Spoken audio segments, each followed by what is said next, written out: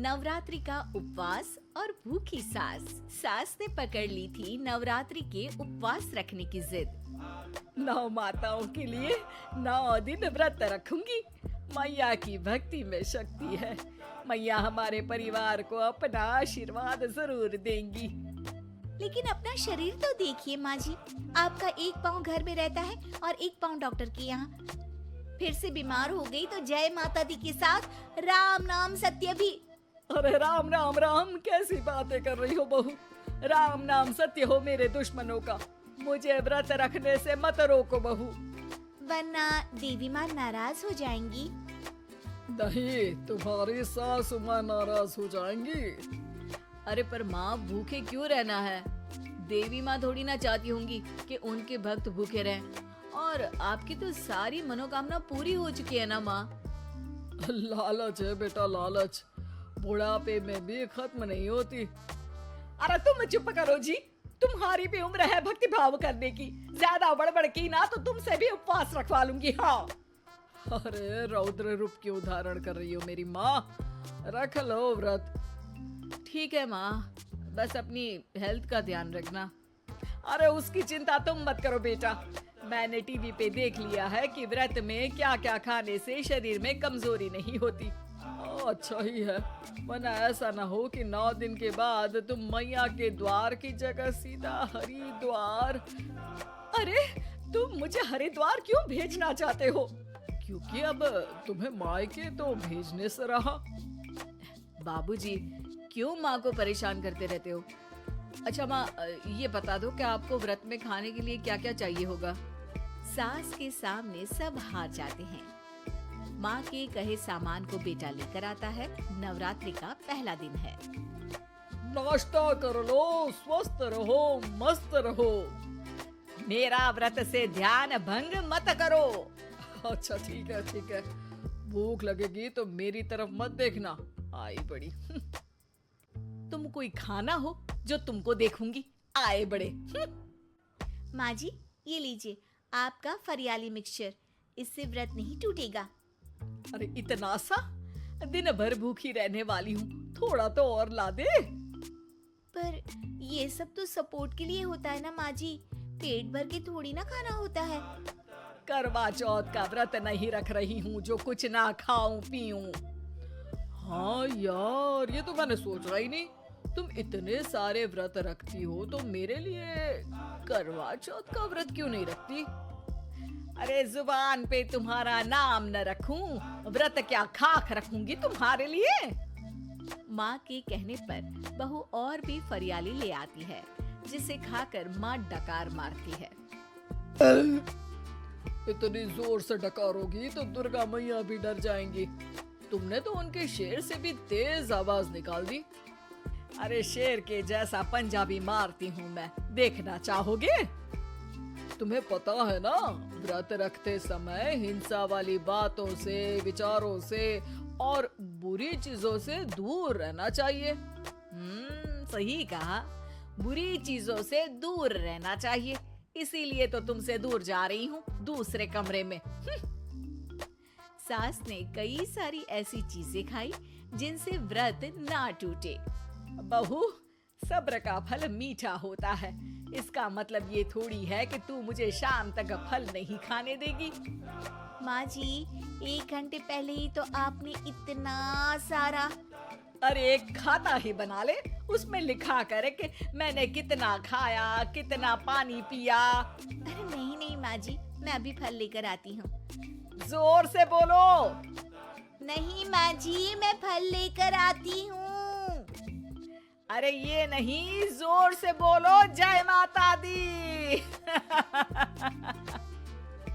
सासू माँ एक साथ बहुत सारे फल खा लेती है। माँ जी, इतनी जोर से मैं डर गई। अरे भक्ति की शक्ति की पुकार है। पुकार नहीं, डकार है। हाँ हाँ ठीक है, ठीक है। चिप्स और लेकर आना जरा, उससे भी व्रत नहीं टूटता।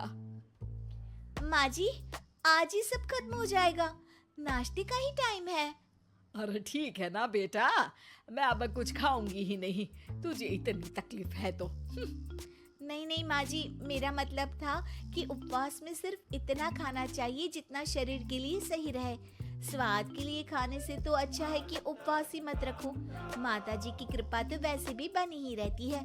अरे वाह बहू वाह, एक ढोलक और हारमोनियम भी लेकर आना और प्रवचन करने लग जा। श्री श्री 108 बहु ईश्वरी माता।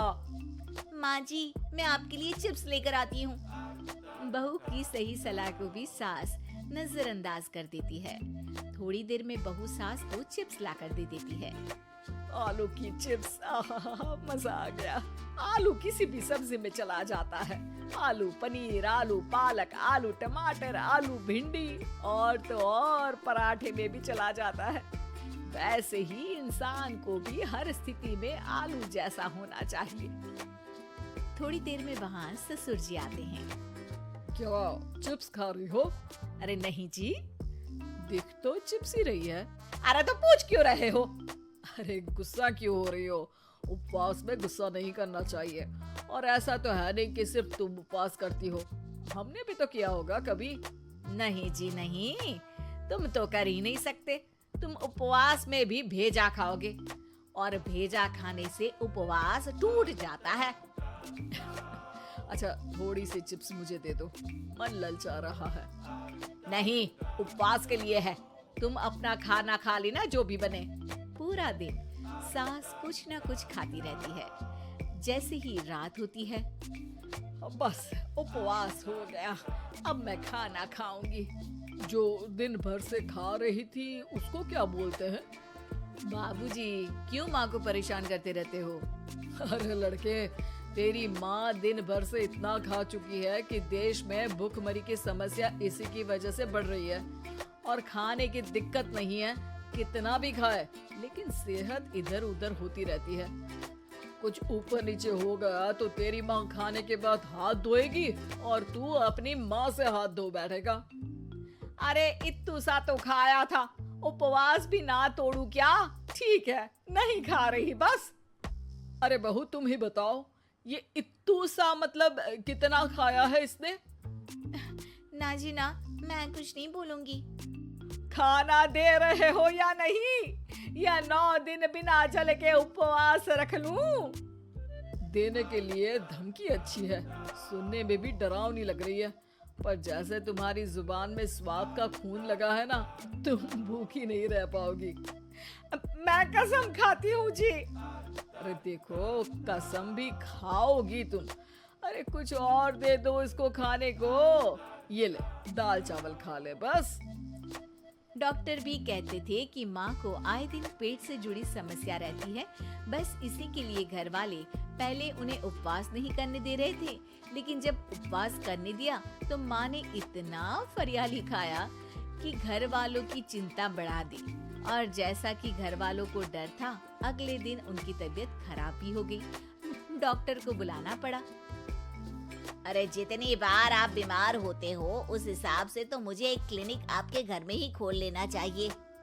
या फिर क्लिनिक में ही इनका एक अलग कमरा बनवा देते हैं डॉक्टर साहब।